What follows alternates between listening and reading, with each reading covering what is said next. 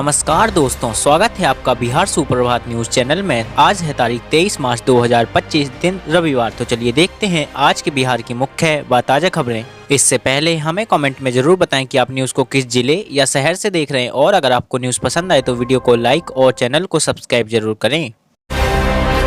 जितना करना था कर लिए, अब रिजाइन करें। राष्ट्रगान विवाद पर नीतीश पर फिर बरसे तेजस्वी यादव। जी हां दोस्तों, राष्ट्रगान वाले नीतीश कुमार के वीडियो पर सियासत थमने का नाम नहीं ले रही है। नेता प्रतिपक्ष तेजस्वी यादव ने फिर मुख्यमंत्री नीतीश कुमार पर हमला बोला है।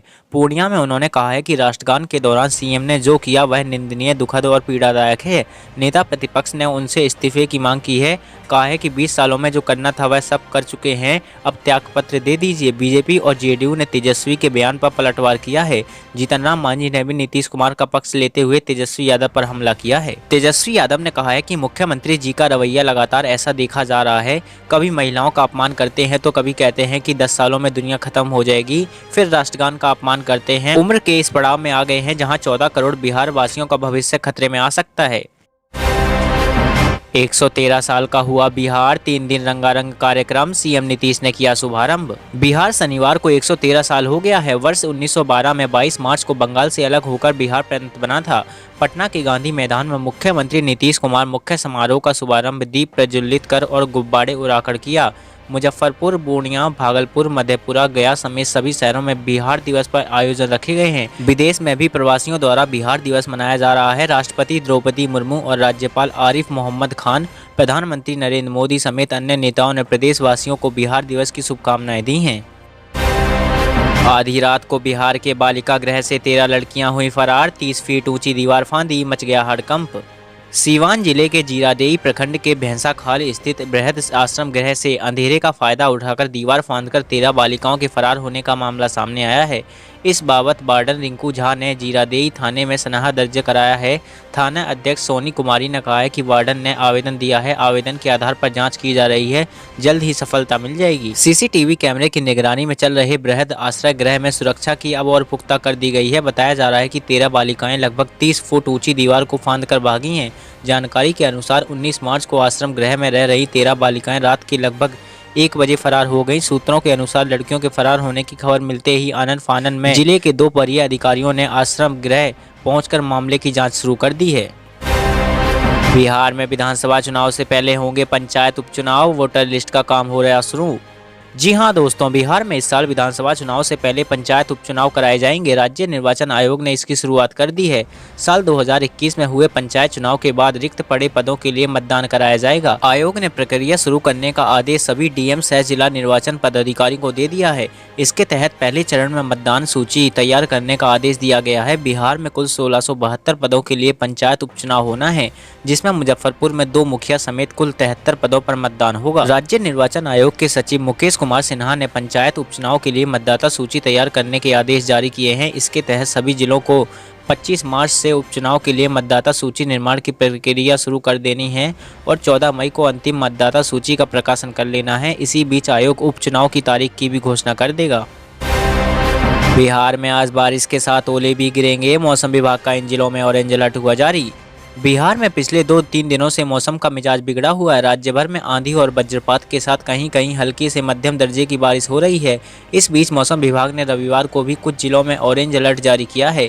इसके तहत पूर्वी बिहार के कुछ इलाकों में बारिश के साथ ओले भी गिरने की आशंका है। पड़ोसी राज्य झारखंड में शुक्रवार को कई जगहों पर ओलावृष्टि हुई थी, जिससे किसानों की फसल बर्बाद हो गई है। मौसम विभाग के पूर्वानुमान के अनुसार रविवार को पूरे बिहार में आंधी, बारिश और मेघ गर्जन के आसार बने रहेंगे। कुछ जगहों पर ठनका गिरने का भी खतरा है। वहीं भागलपुर, खगड़िया, मुंगेर, बांका और जमुई जिले में ऑरेंज अलर्ट जारी किया गया है। यहां बरसात के साथ ओलावृष्टि की चेतावनी है। अन्य सभी जिलों में तेज हवाओं के साथ हल्की बारिश की येलो अलर्ट जारी किया गया है। बिहार में बीजेपी का चुनावी शंखनाद। 2 दिनों के दौरे पर अमित शाह 30 मार्च को गोपालगंज में करेंगे बड़ी रैली। बिहार में इस साल होने वाले विधानसभा चुनाव का शंखनाद करने के लिए देश के गृह मंत्री और भाजपा के राष्ट्रीय अध्यक्ष अमित शाह 29 से 30 मार्च को 2 दिवसीय दौरे पर बिहार आ रहे हैं। लोकसभा चुनाव के बाद बिहार भाजपा की ओर से 30 मार्च को गोपालगंज में पहली राजनीतिक रैली का आयोजन किया गया है। इसमें गोपालगंज सहित 5 जिले कार्यकर्ता शामिल होंगे। इस दौरे में गृह मंत्री पटना में एनडीए नेताओं के साथ बैठक भी करेंगे। इस बैठक बैठक में मुख्यमंत्री नीतीश कुमार सहित एनडीए के घटक दलों के अन्य वरिष्ठ नेता शामिल होंगे। शनिवार को यह जानकारी भाजपा के प्रदेश अध्यक्ष दिलीप जायसवाल ने दी है। अमित शाह के बिहार दौरे को लेकर भाजपा अध्यक्ष ने गोपालगंज सहित 5 जिलों के सांसदों के साथ दिल्ली में बैठक भी की। नीतीश कुमार के खिलाफ पटना की सड़कों पर उतरा महागठबंधन, सीएम का पुतला फूंका, इस्तीफे की मांग। बिहार के सीएम नीतीश कुमार के राष्ट्रगान अपमान का मुद्दा अब तूल पकड़ चुका है। महागठबंधन के नेता और कार्यकर्ता इसे लेकर पटना की सड़कों पर उतर आए हैं और उनके इस्तीफे की मांग कर रहे हैं। महागठबंधन के कार्यकर्ताओं ने नीतीश कुमार का पुतला भी दहन किया है। हाथों में बैनर पोस्टर भी लिए हैं जिस पर लिखा है नीतीश कुमार इस्तीफा दो, अचेत अवस्था में आप चले गए हैं, राष्ट्रगान का अपमान नहीं सहेगा हिंदुस्तान। पटना में महागठबंधन के इस प्रदर्शन में आरजेडी, कांग्रेस और वामदल के नेता और कार्यकर्ता शामिल हैं। आरजेडी प्रवक्ता एजाज अहमद ने कहा है कि नीतीश कुमार टोटली अनफिट हैं, सीएम की कुर्सी तुरंत छोड़ दें, अपनी हरकतों से बिहार सहित पूरे देश को शर्मसार कर रहे हैं, राष्ट्रगान का अपमान किया है, हंस रहे थे, प्रणाम कर रहे थे। महात्मा गांधी की पुण्य तिथि पर आयोजित श्रद्धांजलि सभा में नीतीश ताली बजाने लगे थे। महिलाओं पर अमर्यादित टिप्पणी करते हैं, 1 मिनट भी उनको मुख्यमंत्री रहने का हक नहीं है। नायक नहीं खलनायक हूं मैं, अब रावड़ी आवास के बाहर लगा नीतीश कुमार का पोस्टर। बिहार में चुनावी साल में राजनीतिक गलियारों में पोस्टर वॉर चरम पर है। पटना में पूर्व मुख्यमंत्री राबड़ी देवी के आवास के बाहर एक नया पोस्टर लगाया गया है। इसमें मुख्यमंत्री नीतीश कुमार पर सीधे तौर पर निशाने पर लिया गया है। राष्ट्रीय जनता दल नेता द्वारा शनिवार को लगाए गए इस पोस्टर में नीतीश पर तंज कसते हुए नहीं नायक नहीं खलनायक हूं मैं लिखा गया है। राबड़ी आवास के बाहर यह पोस्टर जहानाबाद के मखदुमपुर से जिला पार्षद रही आरजेडी की लीडर संजू कोहली ने लगाया है। इसमें उन्होंने सीएम नीतीश कुमार पर महिलाओं, गांधी जी और राष्ट्रगान के अपमान करने का आरोप लगाया है। 2 दिन पहले आरजेडी कार्यकर्ताओं की ओर से राबड़ी आवास समेत पटना की अन्य जगहों पर पार्टी सुप्रीमो लालू प्रसाद यादव के समर्थन में पोस्टर लगाए गए थे। इन पोस्टर में लालू के संदर्भ में लिखा गया था, ना झुका हूं ना झुकूंगा, टाइगर अभी जिंदा है। यह पोस्टर सियासी गलियारों में चर्चा का विषय बने हुए हैं। पटना मरीन ड्राइव का भागलपुर तक हो सकता है विस्तार, लोगों की यात्रा हो जाएगी आसान। पटना मरीन ड्राइव के भागलपुर विस्तार की उम्मीदों को पंख लग गए हैं। विधान परिषद में विजय सिंह सहित 9 सदस्यों ने इसके लिए आवाज उठाई है। सरकार ने सकारात्मक आश्वासन दिया है। यह जनता और सरकार की आमदनी को बढ़ाने वाली एक लंबी सड़क होगी। इससे कनेक्टिविटी और व्यवसाय बढ़ेंगे। विधान पार्षद विजय सिंह ने कहा है कि इसे देखने के लिए देश विदेश से लोग आएंगे। इसी प्रकार तीसरे चरण में पटना से पश्चिम फ्लाईओवर से आगे आरा होते हुए बक्सर तक इसका विस्तार किया जाना चाहिए। अभी सरकार के समक्ष उन लोगों ने ध्यानाकर्षण प्रस्ताव के माध्यम से इस मुद्दे को उठाया है। विजय सिंह ने कहा है कि यह महज एक प्रस्ताव नहीं, बक्सर से भागलपुर तक यानी पूरे बिहार में गंगा के किनारे यह सड़क एक अजूबा भी मानी जाएगी। तकरीबन 400 किलोमीटर का मरीन ड्राइव लोगों को प्रकृति की गोद में लॉन्ग ड्राइव का भी आनंद देगा। फर्जी डिग्री पर 300 से ज्यादा युवाओं को मिली सरकारी नौकरी, बिहार से जुड़ा कनेक्शन, यूपी तक मचा हड़कंप। ललित नारायण मिथिला विश्वविद्यालय के अधीन संचालित दूरस्थ शिक्षा निदेशालय की मार्कशीट व डिग्रियां राज्य के बाहर धड़ल्ले से बिक रही हैं। 19 मार्च यानी बुधवार को देश के अनेक विश्वविद्यालयों की फर्जी मार्कशीट बनाने वाला गिरोह को पकड़ा गया है।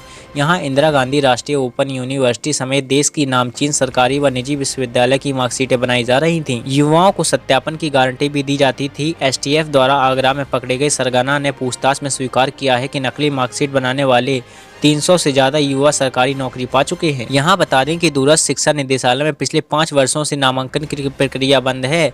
नेक की शर्तों के कारण नामांकन पर रोक लगी हुई है। इसके बाद भी दलाल बैक डेट में धड़ल्ले से डिग्रियां उपलब्ध करा रहे हैं।